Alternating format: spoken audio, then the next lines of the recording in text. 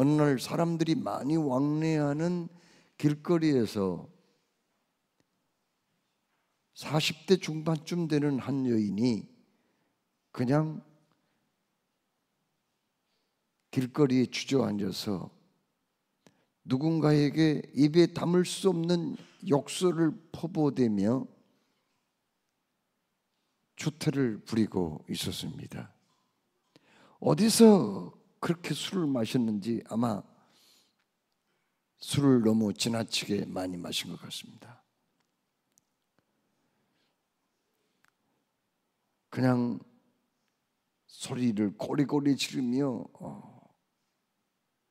누군가에게 역설을 퍼부어대는데 특징이 꼭 있는 것 같기도 하고 그냥 입에서 나오는 말을 생각 없이 내뱉는 것 같기도 했습니다.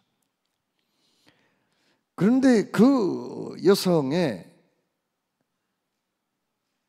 모습을 힐끗 쳐다보다가 그 목에 목걸이가 걸려 있었는데 바로 그 목걸이는 십자가 목걸이였습니다. 술 취한 그 여성이 왜 십자가 목걸이를 했는지 거기까지는 알아볼 수 없었지만 한 가지 묻고 싶었던 것은 당신이 십자가의 의미를 알고 있습니까? 라는 질문이었습니다. 여러분, 예수님 당시에 사람이 죄를 지으면은 벌을 주기 위해서 재판을 하죠. 그리고 최고의 죄는 사형죄입니다. 사람의 목숨을 빼앗는 거죠. 근데 사람을 죽이는 그 방법도 여러 가지가 있었어요. 돌로 쳐 죽이는 투석형이 있었습니다. 또 사람을 죽이는 방법 중에는 교수형도 있습니다. 불로 태워서 죽이는 화형도 있습니다.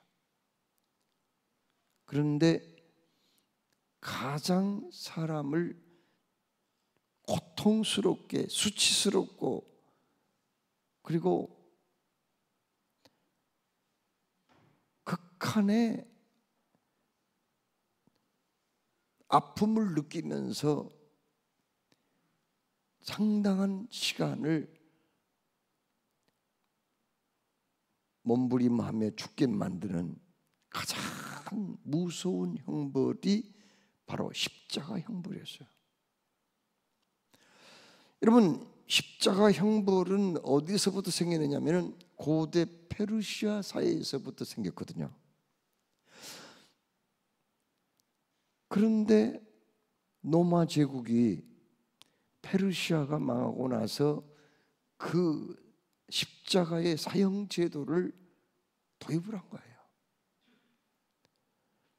그래서 십자가에 사람을 매달아 죽임으로 인해서 경각심을 심어준 거예요. 너희들도 죄 지으면 이 꼴이 된다라는 걸 보여주기 위해서 고통스럽게 사람을 죽였던 거죠.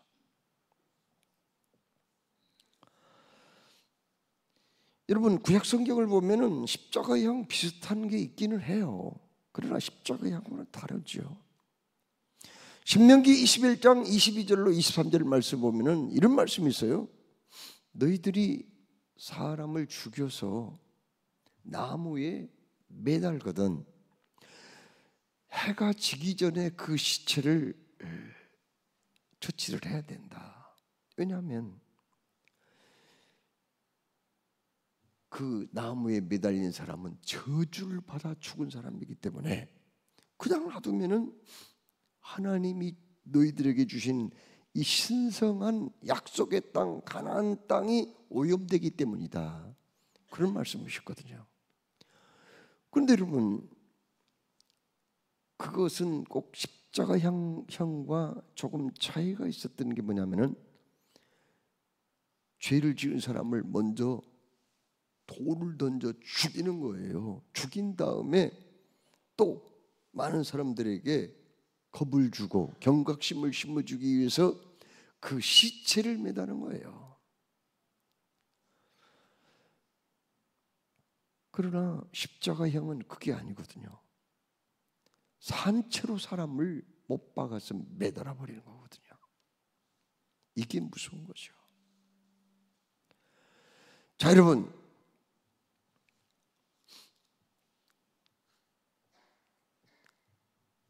죄형 법정주의라는 말이 있거든요. 그게 뭔가요?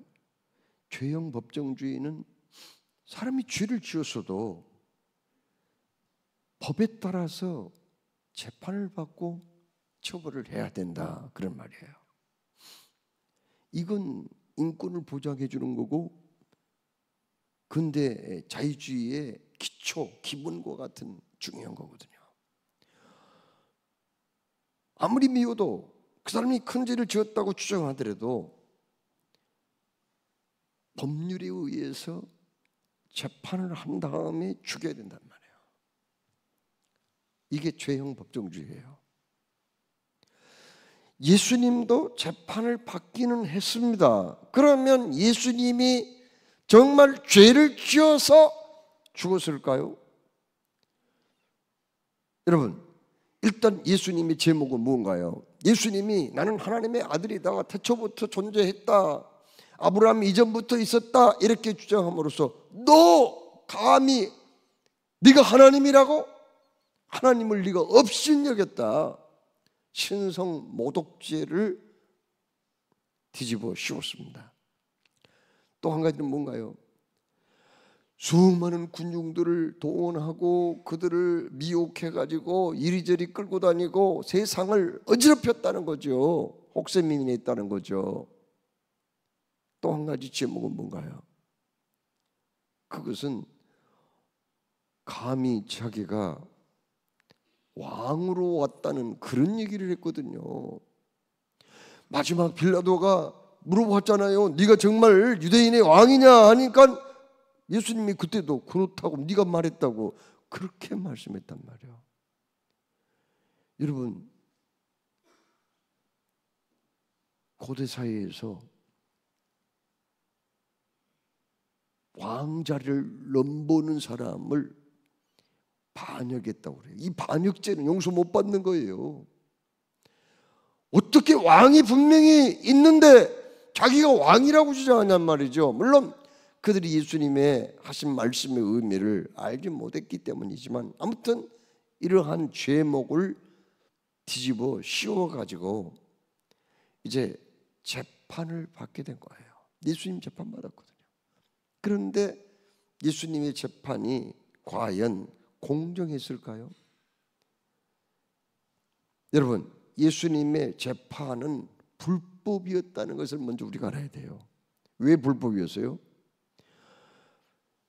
그 당시에 유대인들의 재판은요, 밤에는 안 됩니다. 지금도 밤에 법원에서 재판하지 않잖아요. 낮에 해야 돼요. 그리고 재판은 공개된 장소에서 해야 돼요. 사람들이 많이 왕래하는 시장통이나 혹은 공회 그 회의 장소 이런 데서 해야죠. 밀폐된 공간에서 자기들끼리만 재판하면 안 됩니다. 그런데 예수님의 재판은 어디서 이루어졌죠? 제사장의 집에서, 대제사장의 집에서 이루어졌어요. 자기들끼리 한 거죠.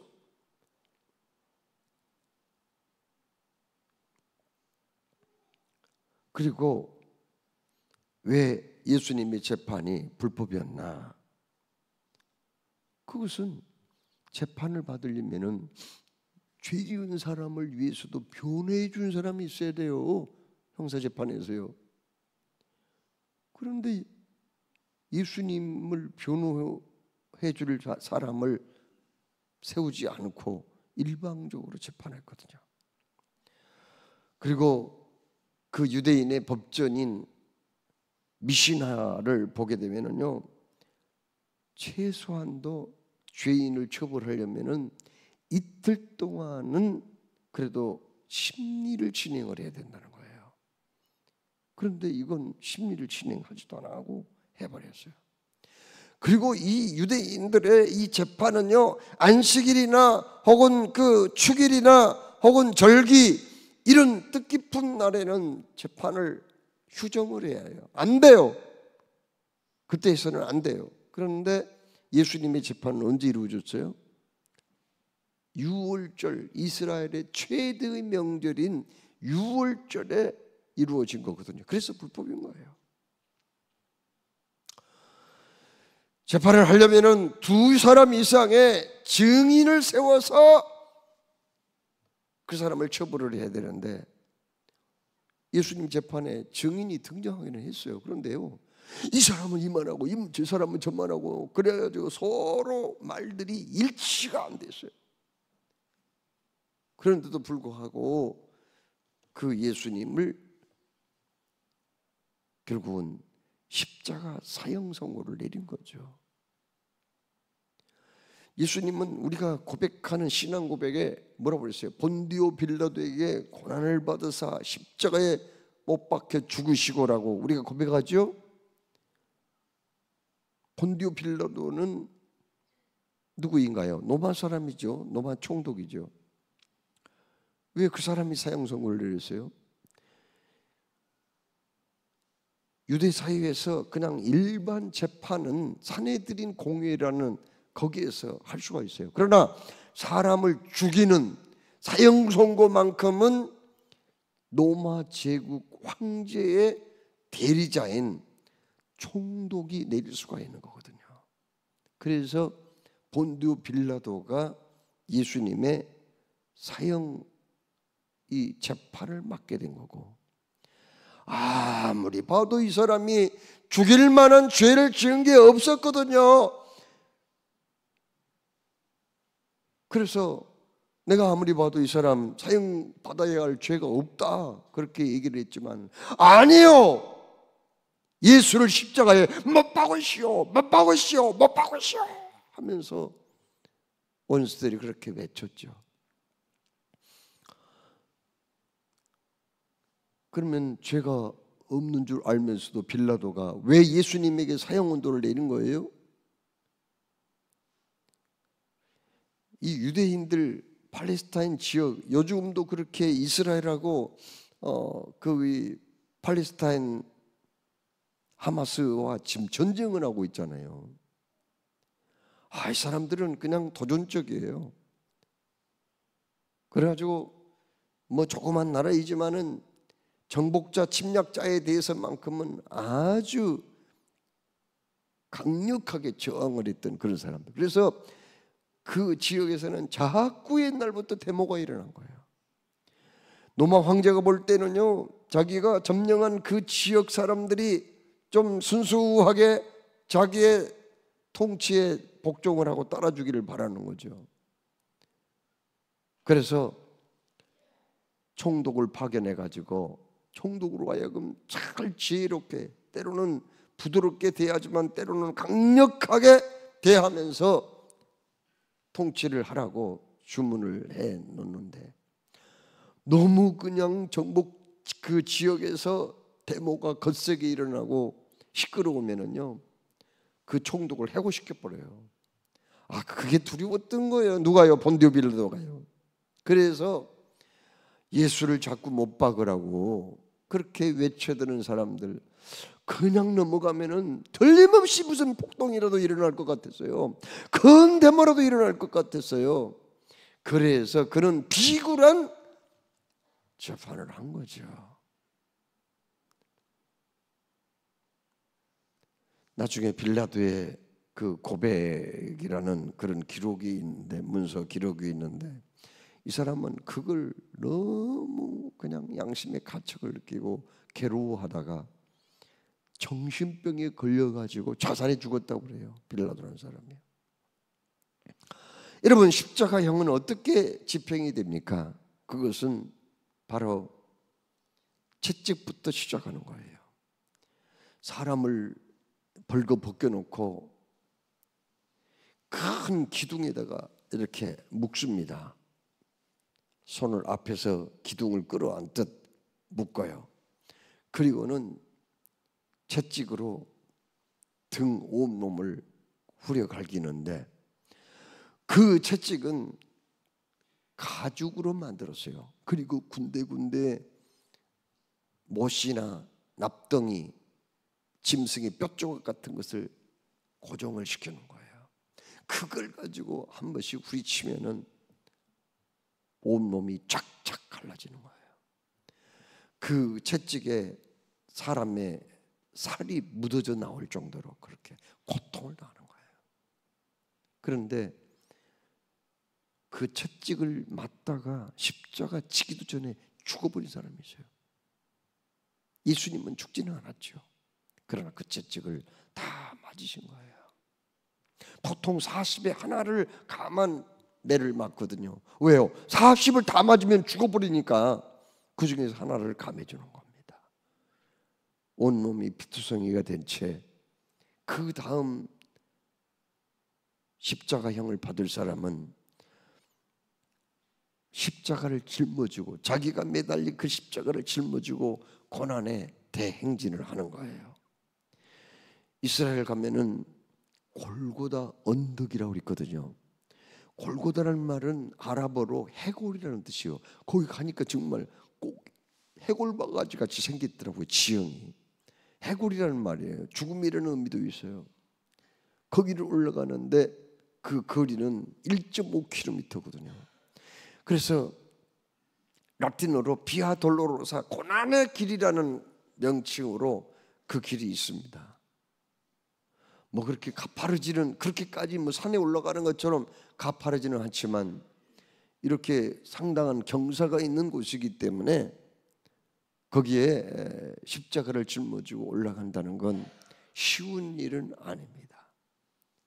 예수님이 그걸 짊어지고 이른 아침부터 이제 십자가를 짊어지고 고난의 길을 올라가는데, 예수님이 음식을 제대로 잡수셨는가요?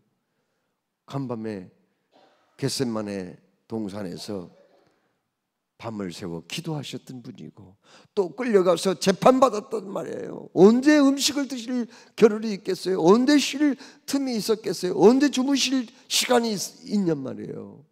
너무나 지친 가운데서 또 온몸이 피투성이 되도록 채찍을 맞았으니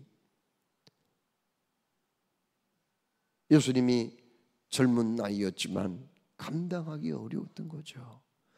노마 병정들이 예수님을 끌고 가는데요, 골고다 언덕까지 끌고 올라가는데 예수님은 자꾸 쓰러졌어요. 성경을 보면 한 3번 이상 쓰러지셨다는 걸 알게 돼요. 그때마다 군홧발로 채이고 또다시 이렇게 세워서 고난의 행진을 계속하게 했던 거죠. 드디어 예수님은 오전 9시에 골고다 언덕에 도착했습니다. 그들은 예수님을 십자가에 못 박았죠. 그리고 그 십자가를 세웠습니다.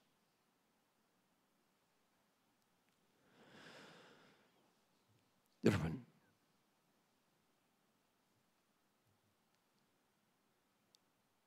예수님은 참으로 말로 형용할 수 없는 고통 가운데 6시간 동안 십자가에 매달려 계셨거든요. 자, 우리는 오늘 예수님이 마지막 골고다 언덕에서 숨을 거두시는 그런 장면을 기록한 말씀을 읽었습니다. 자, 그러면 예수님께서 오전 9시에 십자가에 매달려서 오후 3시경에 숨을 거두셨는데 그 6시간 그 사이에 어떤 일이 있었을까요? 그걸 우리에게 말씀해요. 중요한 2가지의 표적이 거기 있었거든요. 그건 뭔가요? 첫 번째로 예수님께서 거기에 십자가에 매달려 고통을 당할 때, 여기 우리가 읽은 성경은 6시라고 나오는데 그 노마의 시간이고요. 오늘날 우리가 사용하는 시간으로는 한 12시입니다. 정오예요. 그때 온 땅이 어둠에 휩싸여서 지척을 분간할 수 없는 그런 표적이 나타났어요. 이건 뭘 의미할까요? 이것은 하나님 아버지의 슬픔이며, 그리고 이것은 온 인류 모든 피조물의 슬픔의 표적이었습니다. 그렇습니다. 그 예수님은 오늘 34절에 가상 7원, 그러니까 십자가 위에서 7마디 말씀을 한 것 가운데서 여기 마가복음만 기록된 엘리 엘리 라마 사박다니 이렇게 외쳤거든요. 나의 하나님 나의 하나님 어찌하여 나를 버리셨나이까. 그렇습니다. 예수님은 십자가에 못 박혀 죽는 그 시간만큼은 하나님도 그를 도와주지 않았고 그 누구도 그를 도와줄 사람이 없었습니다. 철저하게 버림을 받은 거죠. 여러분, 우리 사람이 가장 고통스러움을 느끼는, 그리고 소외감을 느끼는 때가 언제인 줄 아세요? 버림받을 때. 여러분, 가끔 우리나라에서 외국에 입양을 간 사람들이 있어요. 입양 가가지고요, 불행이라는 아이들도 있지만은 아주 좋은 거기 양부모를 만나가지고 어렸을 때부터 사랑을 받고 그리고 어렸을 때부터 공부도 할 수 있는 그런 환경이었고, 그래서 좋은 학교를 졸업하고 또 좋은 배우자를 만나서 결혼도 하고 행복하게 살아가는 사람들이 더러 많이 있습니다. 그러나 그 사람들은요, 먹어도 안 먹은 것 같은 그런 외로움을 느낍니다. 허기짐을 느낀다니까요. 그리고 그들은 언제나 거기에서 선진국가에서 풍요롭고 넉넉하게 살고 좋은 직장에서 보람있게 일을 하면서도 언제나 무언가 중요한 물건을 잃어버린 것 같은 그런 마음을 느낀다는 거예요. 그래서 그 사람들 중에는 가끔 우리나라에 돌아와서 뿌리를 찾겠다고 하거든요. 나를 버리신 그 부모님, 나를 외국에 가게 만든 그 양부모님, 이 진짜 친부모님을 꼭 한번 만나고 싶다는 거예요. 왜 그럴까요? 허전한 마음 때문에, 그 버림받은 마음을 어떻게 도저히 치료할 수가 없기 때문에 그들이 찾아온다는 거 아닙니까? 죽을 때까지. 우리 사람은 누군가에게 버림을 받을 때 가장 큰 정신적인 압박, 스트레스를 받는다고 그러거든요. 예수님은 오늘 여기 말씀에 온 땅이 어둠으로 지척을 분간할 수 없을 정도로 3시간 동안 그렇게 됐다는 것은, 그리고 예수님이 엘리 엘리 라마 사박다니를 외쳤다는 것은 철저하게 버림을 받았다는 거예요. 그런데 이 모습은 누구의 모습입니까? 나의 모습이에요. 우리가 이 땅에 살면서 얼마나 많은 죄를 지었습니까?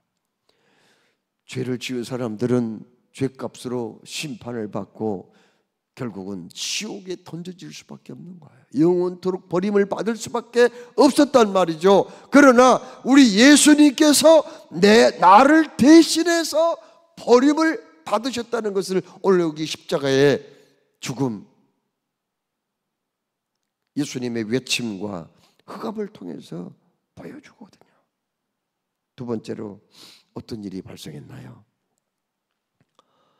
그 순간에 성전의 휘장이 위로부터 아래로 쫙 찢어지고 말았어요. 여러분, 성전에 들어가면은 여러분이 앉아 계신 곳을 성소라고 하면은 여기 강단이 있는 곳을 지성소라고 합니다. 이 성소와 지성소 사이에는 휘장이 쳐져 있어요. 그런데 그 휘장은 청색, 홍색, 자색 실로 이렇게 그걸 짠 그런 천입니다. 두께만 해도 한 5cm에서 7cm 정도 되는 거기 때문에요. 얼마나 튼튼한지요. 이건요, 큰 황소 2마리가 양쪽에서 이렇게 잡아당겨도 찢어지지 않을 만큼 그렇게 튼튼한 게 휘장이었대요. 그런데 어떤 일이 벌어지냐, 예수님이 숨을 거두는 그 순간에 그 휘장이 위에서부터 아래로 쫙 갈라지는 그런 표적이 나타난 거예요. 두 번째 표적이에요. 그건 뭘 말해주는가? 여러분, 제사장들이 성소에는 들어가지만은요, 지성소는 함부로 못 들어가요. 7월 10일이 대속죄일이거든요. 그날 딱 하루 들어가는 거예요. 그것도 제사장 가운데 제비 뽑아서 반차를 따라 제비 뽑아가지고 선택된 사람이 거기 들어가는 거예요. 거기 들어가서 그 번제단에서 짐승을 잡아가지고 양의 피를 가지고 거기 들어가서 거기 그 안에 법궤가 있거든요. 거기 그 법궤가 있거든요. 법궤 맨 위를 속죄소라고 그러거든요. 속죄소에다가 피를 거기다가 붓고 제사를 하는데, 만일 거기에서 실수를 한다거나 하나님을 마음 안 들겠다는, 거기서 현장에서 즉사해서 죽는 거예요. 그래서 제사장 복장에는요, 맨 밑에 뭐가 있는 줄 아세요? 금으로 만든 방울들이 매달려 있어요. 방울 소리를 밖에서 들으면은 아직 살아 있구나. 방울 소리가 안 들으면은, 소리가 안 들리면 어떻게 될까요? 죽은 거예요. 그래서 제사장들은 발목에다가 끈을 묶고 들어간다는 거예요. 밖과 연결되어 있는 거예요. 방울 소리가 안 나. 이 사람 실수했까 죽었구나. 하나님을 노하게 했구나. 그래가지고 시체를, 발에 묶어진 끈을 잡아당기면 시체가 끌려 나오는 거예요. 이만큼 하나님은 무서운 하나님이었죠. 왜 무서웠을까요? 하나님은 죄를 싫어하고 멀리하고 싶은데, 죄를 미워하시는 하나님인데 우리 인간은 죄를 지었거든요. 그래서 죄인들에게 하나님은 무서운 하나님일 수밖에 없었어요. 그 죄지은 우리 인간들과 하나님의 관계는 완전히 차단이 되었고 멀어지게 된 거예요.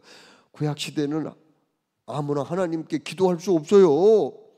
아무나 제사할 수 없다고요. 예배할 수 없다니까요. 중간에 끼어야 돼요. 한 사람이. 누구요? 제사장이요.